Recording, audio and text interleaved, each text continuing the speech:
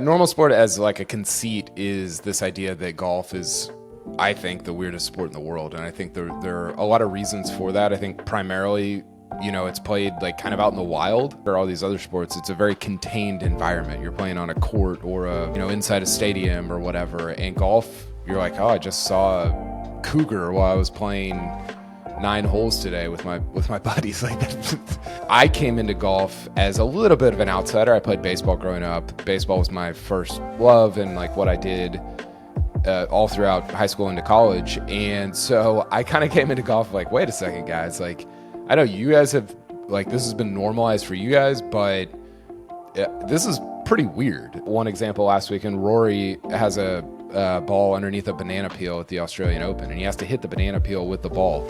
And you're like, if Patrick Mahomes tried to do that with a football, like there'd be a congressional hearing, like people would like lose their mind. So that's like the funny side of it. I think the serious side of it, and I try to like play these off of each other a little bit, is just the idea that golf is like the one sport that we follow and cover globally that you can also participate in pretty meaningful ways. Almost every sport as an adult, you kind of name like, I don't really do that anymore, but golf you can continue to do. And I think that is what makes it unique as a sport to cover and follow.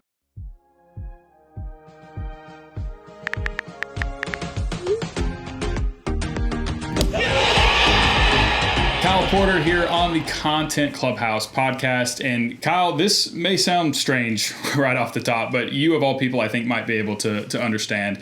After having read several of your self-written bios and newsletter stories about your life and your journey, I feel like I've known you for a long time, which is obviously not the case. We are meeting for the very first time now. So glad that you're coming on. But I liken it to meeting Scott Van Pelt, which I had the great fortune to do one time when I was working for the Masters. And I remember as I'm planning like what I'm going to say as I'm walking up to him, I had to remind myself that like, well, yes, I've been listening to him since I was 12 years old on podcasts or reading him or watching SportsCenter. I had to remind myself like he doesn't know me from Adam. So like I got to be like normal here. But I think that says something about people like you and like Scott about your storytelling ability, that you're able to write and create things that make people feel this way. So very nice to meet you, and thanks for coming on. Yeah, that's probably the coolest intro I've ever had, so I appreciate that. And I think we've all had that, right? I remember, speaking of SVP, I remember going up to him. I was covering the Cotton Bowl. I think it was Alabama and Washington, maybe. It was one year of the playoffs. Not that we hopped on here to talk about college football, but I remember talking to SVP, and you're like, oh my gosh, like I feel like I know this person. He has no clue who I am, and I think the reason for that, or at least I hope, is that when you share your personal like affections for anything, whether it's golf or for SVP, it's largely golf, but also like football and all these other things, then people, I think you create this relationship. And I don't know, like that can be, I guess, weird, like the parasocial relationship world, but it's sort of what I'm going for. I think it's a sign that you're creating some like at least affection for, there's some like, when you share what you love, I think other people love hearing about that, and they connect with you even if they don't know you. So I think it's a really cool thing, and it's really a testament to like what I'm trying to do. So I appreciate you saying that. Absolutely. Well, for those who may not be as familiar as certainly I am with your work, author, longtime golf writer at CBSSports.com, now founder of Normal Sport, the most enlightening, meaningful, and yet also totally unserious golf publication in existence, where memes and jokes meet hand-drawn artwork and writing that makes you think, laugh, cry, all at the same time. But rather than take my word for it, those listening should absolutely subscribe to the Normal Sport newsletter, check out your podcast and your website at normalsport.com. But there's so much that I want to get into this conversation, especially after reading a lot of your kind of bio information online. But I feel like a great place to start as we dive into your career path, your story, what Normal Sport is simply to start with that. What exactly is Normal Sport as the concept? Yes, it's the podcast. It's also books. It's also the newsletter, but it's something a lot bigger than that too. Can you explain? Yeah, Normal Sport as like a conceit is this idea that golf is, I think, the weirdest sport in the world, and I think there are a lot of reasons for that. I think primarily, it's played like kind of out in the wild. You don't get, basketball, baseball, football, all these soccer, all these other sports. It's a very contained environment. You're playing on a court or inside a stadium or whatever. And golf, you're like, oh, I just saw a cougar while I was playing 9 holes today with my buddies. Like that, it doesn't. I pick up basketball in college. Like that doesn't happen, right? And so I came into golf as a little bit of an outsider. I played baseball growing up. Baseball was my first love and like what I did all throughout high school into college. And so I kind of came into golf like, wait a second, guys. Like, I know you guys have, like, this has been normalized for you guys, but this is pretty weird. And I just started like calling those out. One example last weekend, Rory has a ball underneath a banana peel at the Australian Open, and he has to hit the banana peel with the ball. And you're like, like if Patrick Mahomes tried to do that with a football, like there'd be a congressional hearing. Like people would like lose their minds about the fact that this banana peel affected the outcome of this, multi-billion-dollar league. But that happens in golf every single week. And I think, so that's like the funny side of it. I think the serious side of it, and I try to like play these off of each other a little bit, is just the idea that golf is like the one sport that we follow and cover globally that you can also participate in pretty meaningful ways, right? I watch a football game with my sons. We don't go out and play tackle football, right? Like that would be outrageous. We would all get hurt, me first, them second, whatever. We don't go play baseball after we watch the Dodgers win the World Series. We don't, there's almost every sport as an adult you kind of name like, I don't really do that anymore. But golf you can continue to do. And I think that is what makes it unique as a sport to cover and follow. And so, the normal sport thing is very much a tongue-in-cheek play on kind of both of those concepts, one being more funny and one being a little bit more on the serious side. Yeah, well, it's certainly unique in something that I think is very much your own, and you've kind of crafted this voice in this space where I think a lot of people think of golf in the same way that you do in that way. Was that at all a surprise to you as you kind of built this thing and kind of started normal sport or started having conversations with people? Because it is so weird, because it is so different than traditional golf media, so to speak. What were kind of the early days of fleshing out that concept like? Was there any kind of feeling of like, oh, are people going to pick up on this? Or, dude, it's always a surprise when people like something that I write. I mean, even still, like I remember, 13 years ago or 14 years ago now, I guess, I started an Oklahoma State website. I covered Oklahoma State football and basketball and recruiting, and that was sort of my start into sports media. And I was like, oh, people actually like.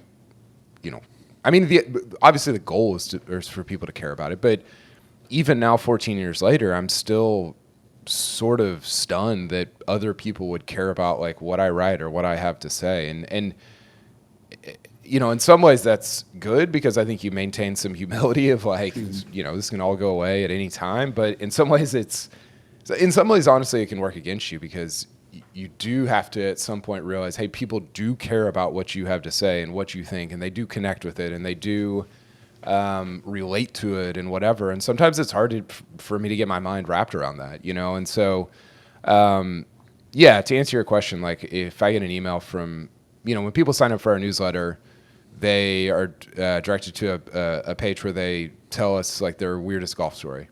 And every one of those is cool to receive, and I read them all. I don't always respond. I try to with something short or whatever, but I think hearing from people about like, hey, I've had this experience in golf as well. It's always a thrill. I mean, it's still a thrill to hit publish on every newsletter, every podcast that I do, and I feel very grateful to have this job and get to sit here in the middle of the day and talk to you about golf and entrepreneurship. And I mean, that's like a fake life, and I'm very very glad for it.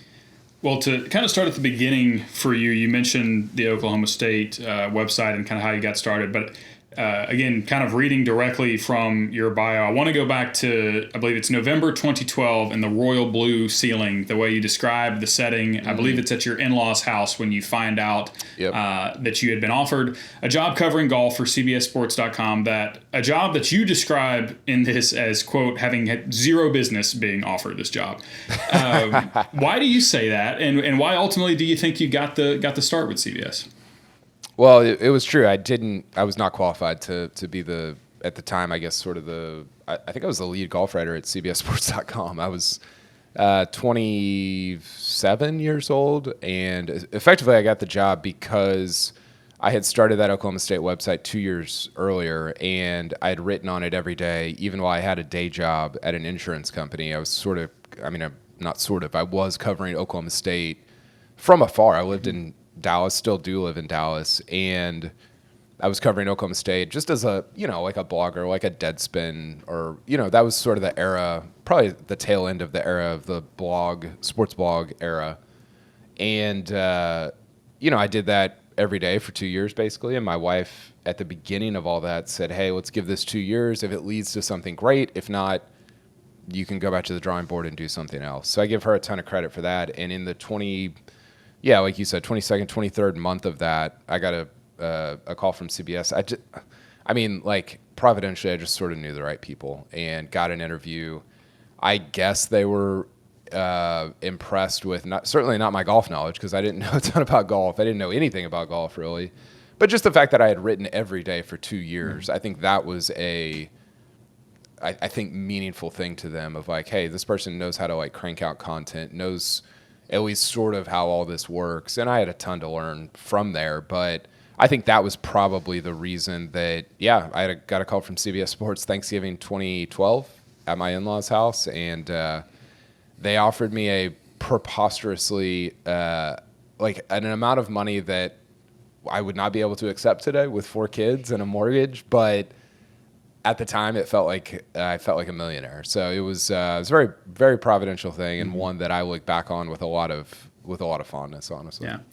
Well, another really interesting kind of thing that you expand upon in your bio about this moment is, and I want to quote it here because I think it's so good, and I personally really resonated with this. You said about that time and being offered the CBS Sports job, the truth is I wasn't very good, and the dangerous part for me was that I thought that I was. And to hear you say now, kind of looking back, that it's like, oh yeah, I had so much to learn. But that idea, especially from the creative process, right, of you get into creating things because you like it and you enjoy it, and you think that you can, right? You think that what you can do is good. But I'm just curious, when I read that quote back to you, what exactly do you mean there? I think I have an idea, but I'd love to hear you expound upon it. And then how has that feeling maybe changed in the last decade plus as you truly have grown into one of the top golf writers in the country?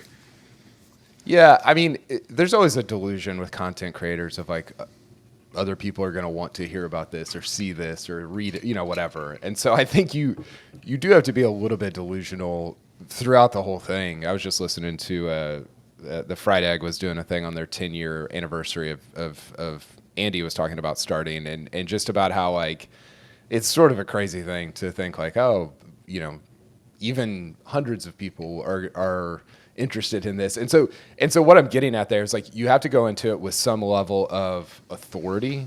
Not like you don't have to go into it with like pride or like, hey, I know everything, but you do have to go in with some level of tenor of authority, some voice of authority, and say, hey, these are my thoughts on this, because otherwise you're never gonna draw in readers. Mm-hmm. If they don't think that you believe what you're saying, then like why would they believe it? And so you have to go in with some level of like, hey, I understand this, I know this, I saw this at the Masters, I experienced this, whatever. And the truth was, at the time, I just didn't have the years of experience built up to have a kind of a grasp on like golf history or context or anything like that. And after 12 years of doing it, just by the nature of being in it every day, you do have that experience. And so I feel like now when I say things, I'm doing them from a place of like this library or this catalog of history that I've either lived or been at or read about or studied or whatever. And so I can place Scotty Scheffler's 2025 season into the context of golf history because I actually know some of that golf history. And at the time I didn't, just because I had been in it for a month and then a year. So all that to say, like, it just takes time to kind of build that up. And now that I've done it, it feels like good because you can present things with actual authority that before you were just sort of faking to get to where you are now.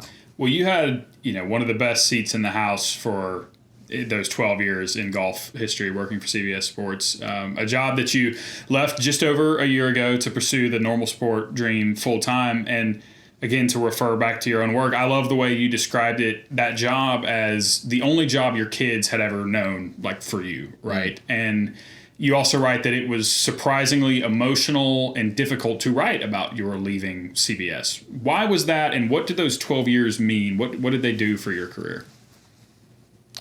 Oh, I mean, they were like everything. Like, and I say this a lot, and I truly mean it. Like, CBS did not have to take a chance on me, and they were taking a chance. I mean, I had never covered golf.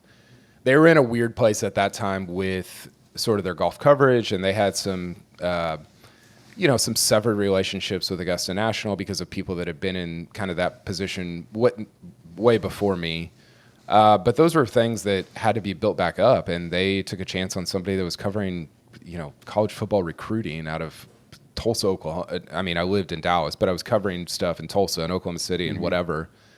And so to reflect on them taking that chance on me was, it was emotional. It was meaningful. And they did send me to the Ryder Cup and to the Open Championship and to the Masters like 6, 7, 8 times. I almost said 6, 7 there.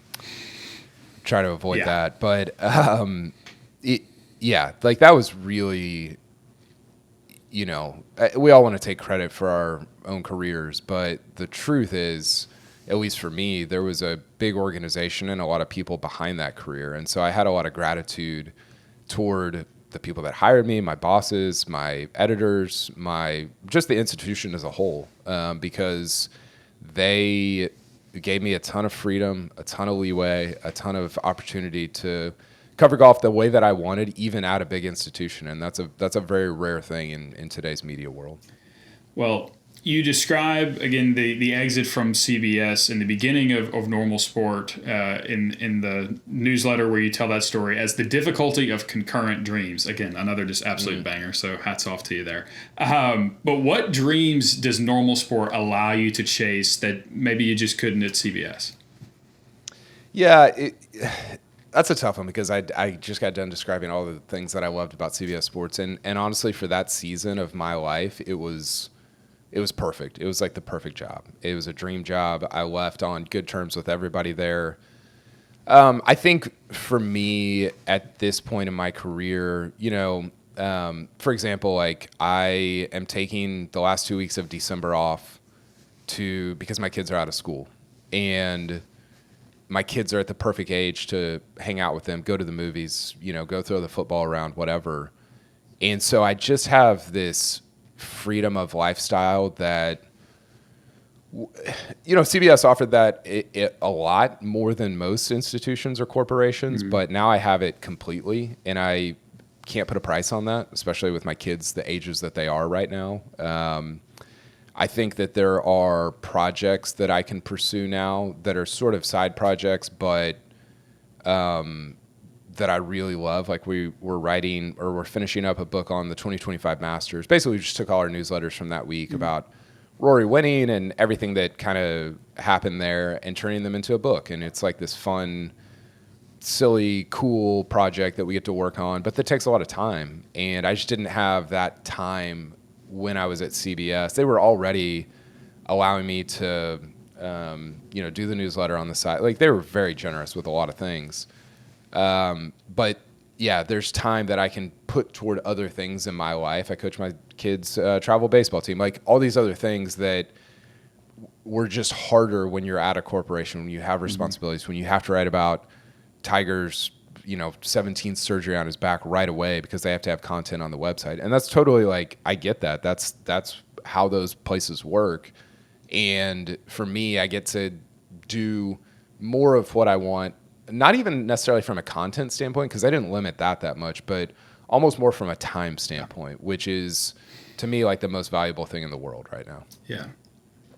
Getting kind of into the deep end a little bit here, but you talk about the changing of, I guess, values, right? Like presumably around the time when you were doing the Oklahoma State website and when you first get offered the CBS Sports job, like that sounds like a time in your life where there almost could have been nothing you would have been more excited about, right, than to get those opportunities. And now here you find yourself, as you say, a father very invested and involved in the lives of his children and that wants to have that time. But I guess, do you ever think about, or how do you reconcile the fact that you've changed in that way? Because I think especially for people in sports, I went to the University of Georgia. I studied at the Grady College of Journalism, which is just pumping out ESPN, NBC folks like nobody's business, right? And one thing I'm always kind of surprised to when I look at a lot of those folks that came out of there and kind of where I'm sitting is like, yeah, my sophomore and junior year, there was a time where like, yeah, being on ESPN College Game Day, like that is the be all end all. That's what I want to do. And I realized through meeting who is now my wife pretty quickly that was actually not what I wanted to do. That there were other things, that having that time meant a lot more to me. But as somebody who did taste a lot of that like top level success, I guess, what did that transition feel like? Did you feel it in real time? Did you feel your values shifting in that way?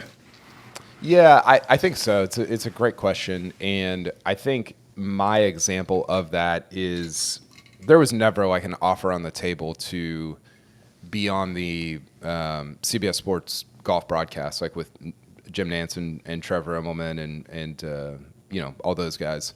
I knew all those folks decently well, had interactions with them, but if I squinted, I could view like a path that would maybe eventually lead to something like that.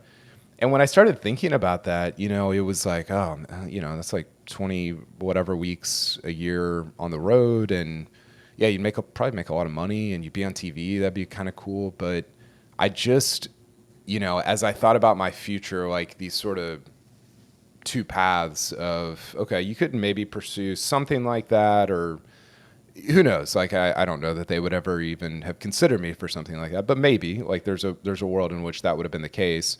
Or you could go your own path and, kind of just pick and choose what you want to do. I didn't aspire to the first path, as long as our family makes enough money to kind of live the, normal community life that we've been living. And, as long as I get to keep covering golf in the way that I want to cover it and keep writing about it, like that was enough for me. I think there's this, people would always ask like, what's next? And I'm like, I don't know. Like is it okay that I just enjoy what I'm doing? And I think that's such sometimes I feel bad about that because I feel like, oh, maybe I lack ambition. I really struggle a lot with the idea of do I lack ambition or am I just content with where I'm at? And those two things always seem to be kind of at odds with each other. And so I've struggled with kind of reconciling those things a lot, but I usually land on the side of I'm content with what I'm doing. I don't need a ton more money. I don't need to have a email list with like 20 million people on it.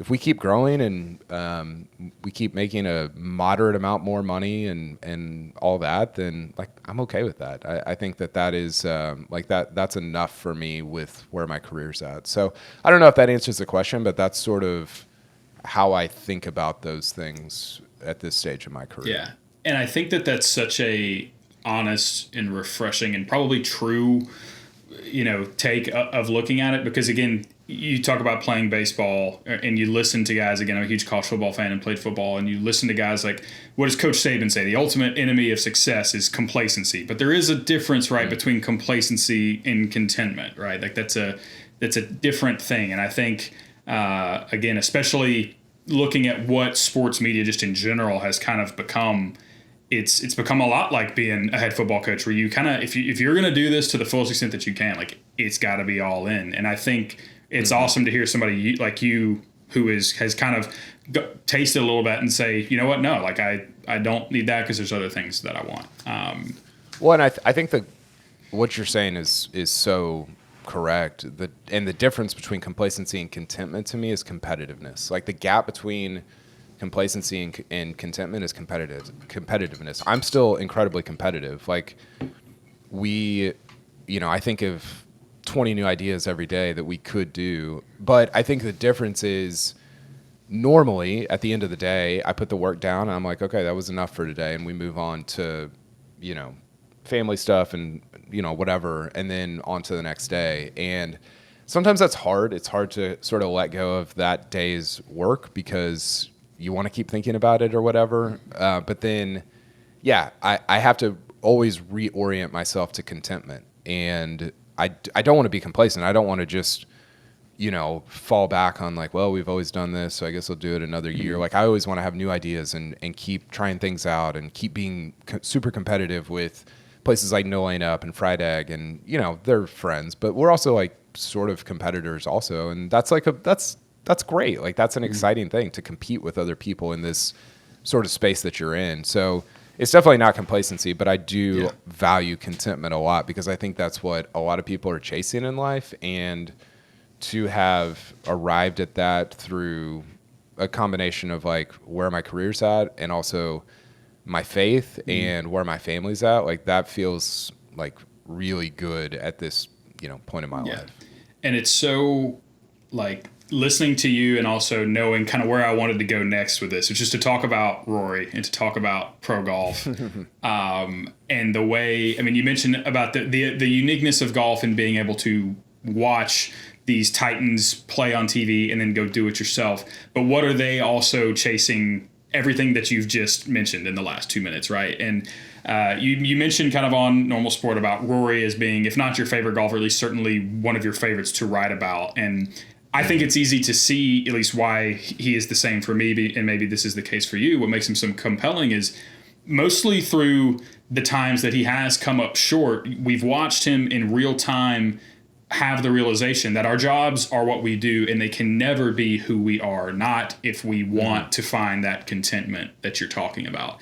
And I think that's a sentiment that you obviously just shared very eloquently here and on your website. But I also really am intrigued by how you mention it as something that's very hard to resist. You just talked about hard to put the work down at the end of the day.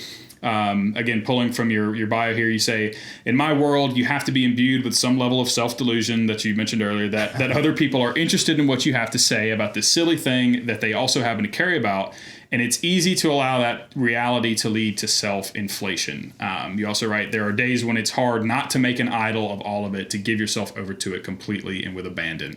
What does that struggle look like, especially if you've experienced the success? For me or for like professional golfers? For you specifically, but if you've gleaned anything about what that looks like for the pro golfers through your close connection with them as well. I know you've met with Rory a bunch, so have that and all. Yeah, I think for me it's like it would be so easy.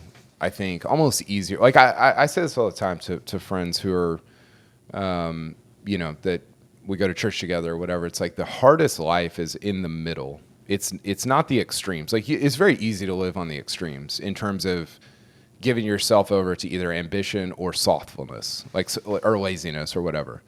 Those are pretty easy extremes to live on. The hardest part is living in the middle of like, I want to be ambitious, but I have to hold it in tension with like being content. And so I find myself getting excited about projects or ideas or like trajectories of the business. And I just want to like work all day and all night and all weekend. And it's very difficult to put that down and put it away, like you were just talking about. And I think the reason I find Rory so compelling, and not just him, but Scheffler also, because Scheffler's talked about this a lot. Spieth too. Like I find specific guys compelling because, but Rory especially, because he always seems to be at odds with himself about what he wants, and he literally says things that are contradictory at times. But you can also see it in just the ways he talks about golf and his life, and he has a very strange life. But the way he talks about it, he's just always at odds with himself, which I think is a very it's a very human thing, and it's a very relatable thing. Even if we'll never hit a ball like Rory or have the success or money or whatever that he has experienced, I think the way he talks about his own success and what he wants and what he's trying to accomplish and how it fulfills him, but how he's not his score and like all these different things, I find him to be the most thoughtful about those things of any of the top guys. Scheffler as well. But I've covered Rory for longer, and yeah, he's just the most thoughtful about this. Some guys like don't ever think about it, and they end up as a 50-year-old, and they've like given their life over to golf and haven't cared about other things, and they just never they never considered it. They never had thoughtfulness about it, and so that's why I'm drawn to him in so many ways, because he is thoughtful about it, and I think that I'm just super fascinated by that from a human standpoint. Yeah.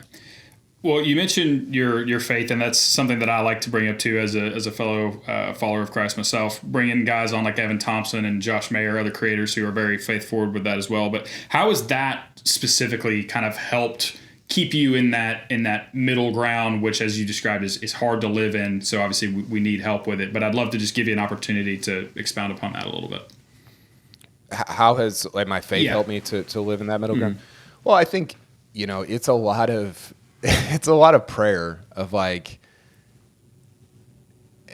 I on my own cannot like self correct or reorient to where I'm supposed to be, and if I am left to my own devices without prayer, without honestly like accountability from friends or my wife or whatever, I am going to run to one extreme or the other. And I think you see throughout the Bible that those extremes are not where you're called to live. You're called to live in that middle between so many different tensions in life. And those tensions are difficult to resist. That's why they're tensions. It's difficult to resist building a $10 million company. It's difficult to resist laying in bed all day on the other extreme. Those are difficult things to resist. And so you need, or at least I need, like I'm not capable, I know that as a human, I'm not capable of resisting those things.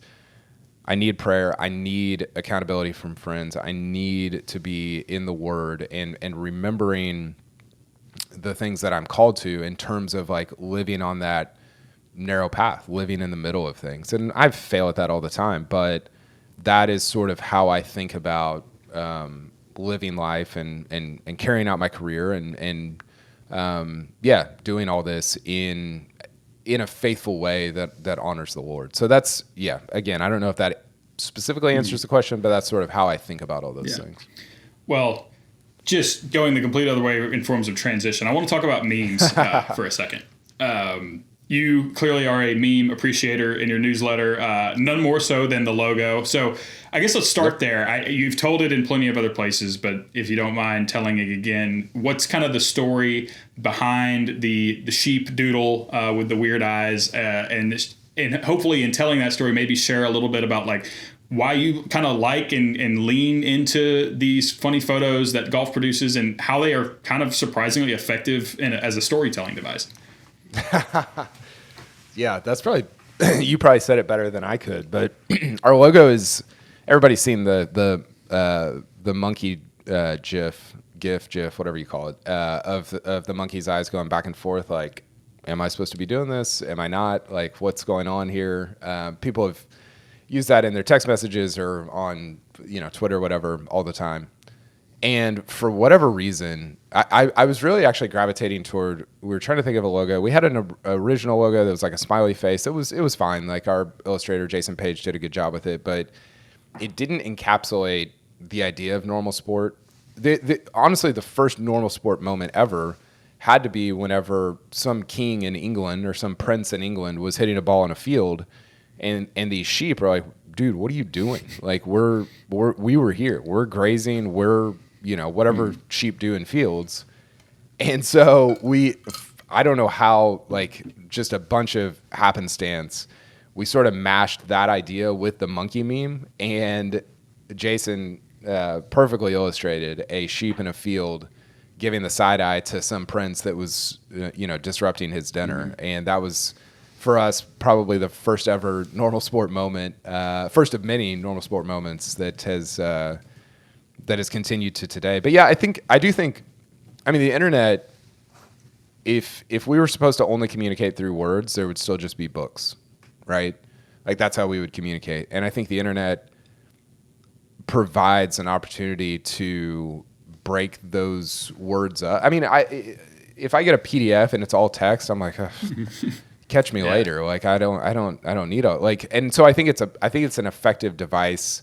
I've studied YouTube people that are like, hey, you got to keep the story, you got to keep your thing moving along, which people might find ironic if they read my newsletter because it's very long. But I do my best, and I think about this a lot, to break it up with images, memes, GIFs, illustrations, whatever, to kind of keep the reader being able to skim and move along and get to what they want to get to. So, that's a not very clearly stated reason, but that's sort of how I think about using multimedia things within within writing on the internet. Yeah.